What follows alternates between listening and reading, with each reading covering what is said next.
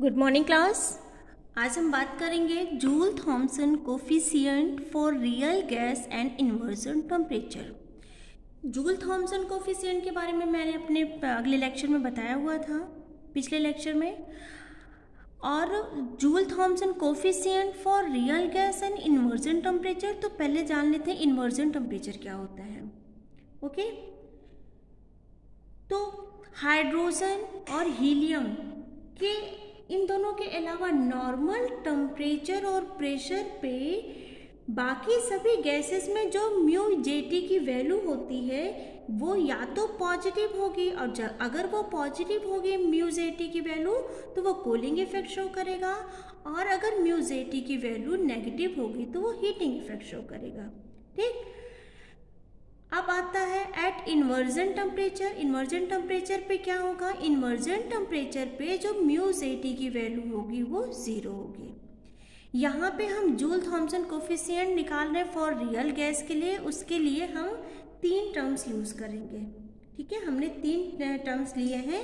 एक हमने लिया है van der Waals gas equation, जिसका फॉर्मूला होता है P + A/V² V - B = RT। दूसरा लिया है हमने thermodynamics relationship V = T del V/del T at the constant pressure plus del H/del P at constant temperature. तीसरा जो हमने लिया है वो हमने लिया है del T/del P at constant enthalpy minus 1/Cp del H/del P at constant temperature. अगर हम इसको रीअरेंज करेंगे तो हमारा जो निकल के आएगा म्यू जेटी की वैल्यू क्या हो जाएगी? ये क्या होता है हमारा म्यू जेटी की वैल्यू। म्यू जेटी की वैल्यू क्या निकल के आएगी? -1/Cp del H/del P at constant temperature. तो इन तीनों इक्वेशंस को हम यूज करके निकालेंगे Joule Thomson coefficient for real gas. उसके बाद हम बात करेंगे इन्वर्जन टेम्परेचर के। अब इसमें मैंने फर्स्ट लिया है, जो हमने फर्स्ट इक्वेशन ली थी van der Waals equation. First equation क्या थी हमारी? P + A/V² V - B = RT। ये हमारा इक्वेशन नंबर 1 हो जाएगा। अब क्या करते हैं कि ये जो होता है हमारा A/V = RT, इस वाली वैल्यू को हम इधर ले आते हैं। तो जब हम इसको इधर ले आएंगे तो ये हमारा क्या हो जाएगा? PV = RT। देखो इसमें जो ये पहली इक्वेशन है, ये हमारी पहली इक्वेशन है और ये हमारी दूसरी इक्वेशन है। तो हम पहली इक्वेशन में कुछ ऐसा चेंजेस करें कि ये पहली इक्वेशन किसके सेम हो जाए? दूसरी इक्वेशन के। तो हम यहाँ पे वही कर रहे हैं।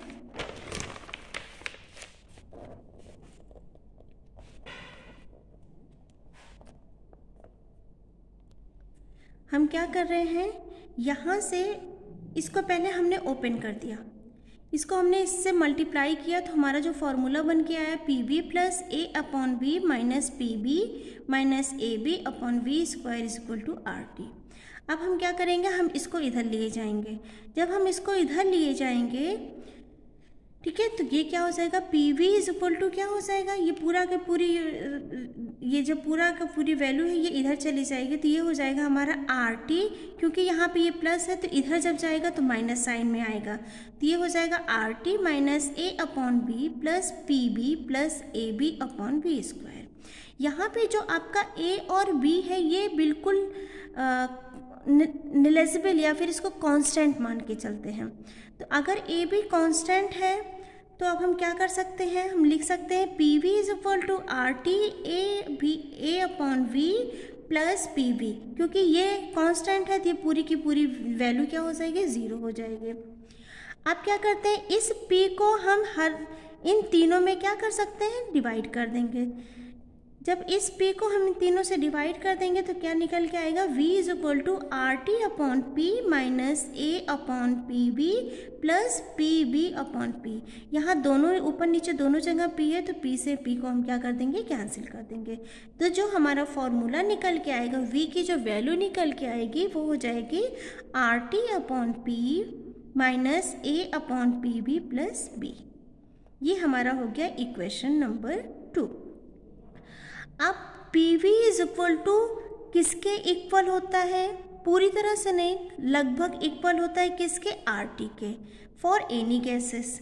अगर PV इक्वल है किसके, RT के, तो हम क्या कर सकते हैं, फ्रॉम इक्वेशन 2 and 3 हमें क्या मिल जाएगा, V is equal to R T upon P minus A upon R T. यहाँ पी वी की जगह हमने क्या रख दिया, आर टी। ठीक है, ये हमारा इक्वेशन नंबर 2 है, ये इक्वेशन नंबर 3 है, plus P B P B. तो यहाँ पे क्या बन जाएगा, ये हमारा इक्वेशन नंबर 4 बन जाएगा। अब है eight constant pressure with the respect of temperature.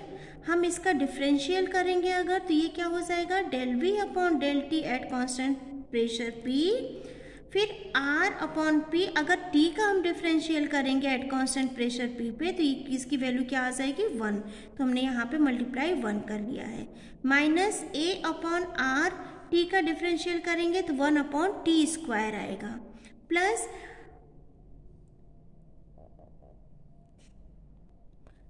0। अब क्या है, del V upon del T at constant pressure P is equal to क्या हो जाएगा, R upon P plus A upon R T square. इसको हम अंदर कर लेंगे तो क्या हो जाएगा, प्लस माइनस माइनस प्लस हो जाएगा, ये हो जाएगा A upon R T square. ये हमारा बन जाएगा इक्वेशन नंबर 5। इक्वेशन नंबर 4 हमारा क्या था, V plus A upon R T minus B is equal to R T upon P था। तो यहाँ से ये जो आर पी है इसको हम अलग लिए जाएं तो हमारी जो इक्वेशन बन के आएगी वो क्या हो जाएगी, V minus B upon T plus A upon R T square is equal to R P. इसको हम ऐसे रहने दे रहे हैं और ये जो टी है इसको हम इधर ले आए हैं, इन सबके साथ हमने क्या कर दिया, डिवाइड कर दिया है। ठीक, तो ये हमारी इक्वेशन नंबर 6 है। Put the value of R P, ये जो आर पी की वैल्यू है ये फ्रॉम इक्वेशन 6 इंटू इक्वेशन 5। अब इस आर पी के वैल्यू को हमें इक्वेशन 5 में पुट करना है। इक्वेशन 5 हमारा क्या था, दिख रहा है, इक्वेशन नंबर 5 हमारा क्या था, del V upon del T at constant pressure P is equal to R P plus A upon R T square. तो ये आर पी की जो वैल्यू है वो कहाँ पे है, इक्वेशन नंबर 6 में, ये आर पी की वैल्यू। तो इस आर पी की वैल्यू को हम पुट करेंगे तो हमारा जो नया इक्वेशन बनेगा वो क्या बनेगा, del V upon del T at constant pressure P is equal to V minus B upon T plus A upon R T square plus A upon R T square. हमने ये वैल्यू क्या, R P की value क्या कर दी है, यहाँ पे put कर दी है। अब देखो यहाँ भी ए अपॉन आर टी स्क्वायर है, यहाँ भी ए अपॉन आर टी स्क्वायर है। ठीक है, तो यहाँ एक ये है एक ये है, इसको हम क्या लिख सकते हैं, 2ART स्क्वायर। तो यहाँ पे हमने ये क्या लिख लिया, del V upon del T at constant pressure P is equal to V minus B upon T plus 2A upon R T square. अब इस T को अगर हम इधर लिए जाते हैं तो ये क्या बन के आ जाएगा, T del V upon del T at constant pressure P is equal to V minus B plus 2A upon R T. ये हमारा बन जाएगा इक्वेशन नंबर 7। अब यहाँ पे जब हम आपको पढ़ा रहे थे तो हमने कौन कौन सा लिया था, हमने एक टर्म लिया था वॉन डेर वाल इक्वेशन, ये हमने सॉल्व कर लिया। दूसरा टर्म लिया था हमने थर्मोडायनेमिक्स रिलेशन। अब इस थर्मोडायनेमिक्स रिलेशन का हम यूज़ करेंगे। तो हमारा इक्वेशन नंबर 7 में ये वैल्यू निकल के आई। अब जो थर्मोडायनेमिक्स रिलेशनशिप था वो क्या था, V is equal to T del V upon del T at constant pressure P plus del H upon del P at constant temperature T। ये हमारा इक्वेशन नंबर 8 है। ठीक है, अब हम क्या करेंगे, put the value of v, ये जो v की वैल्यू है from equation number 7 into equation number 6, हम इस v की वैल्यू को इक्वेशन नंबर 7 से इक्वेशन नंबर 6 में पुट करेंगे। तो हमें जो नई वैल्यू निकल के आएगी वो क्या हो जाएगी हमारी,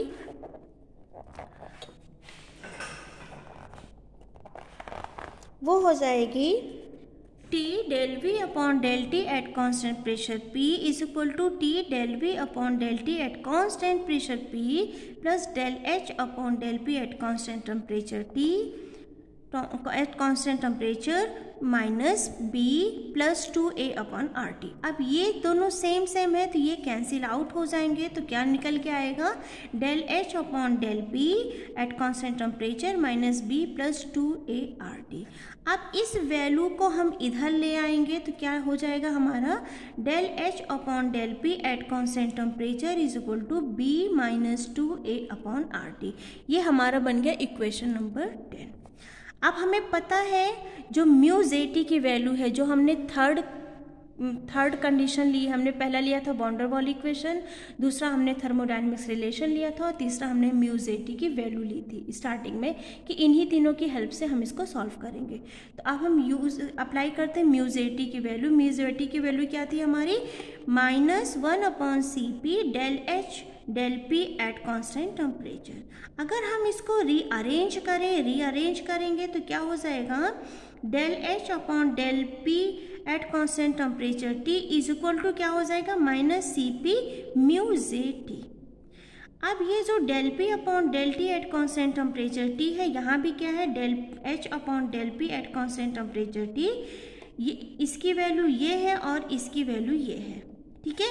तो हम इन दोनों को साथ में लिख देते हैं, क्या है, put the value of del H upon del P at constant temperature T from equation 12 into equation 10। इन दोनों को हम क्या कर दें, इन दोनों की वैल्यू को पुट कर देंगे।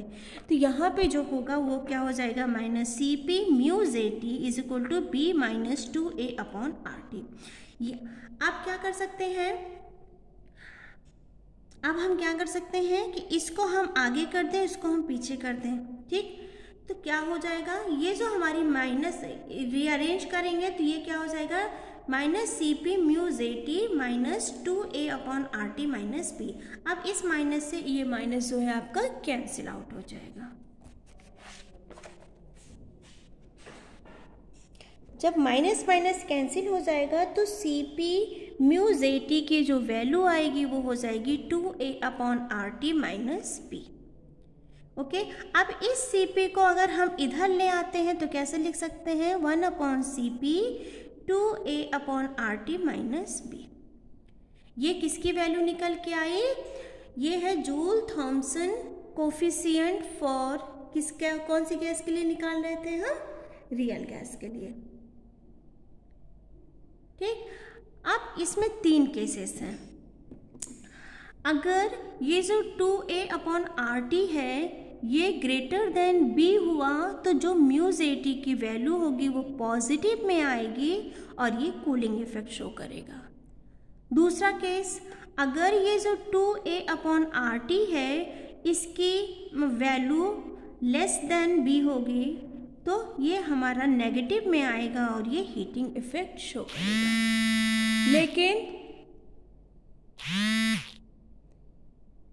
लेकिन अगर 2A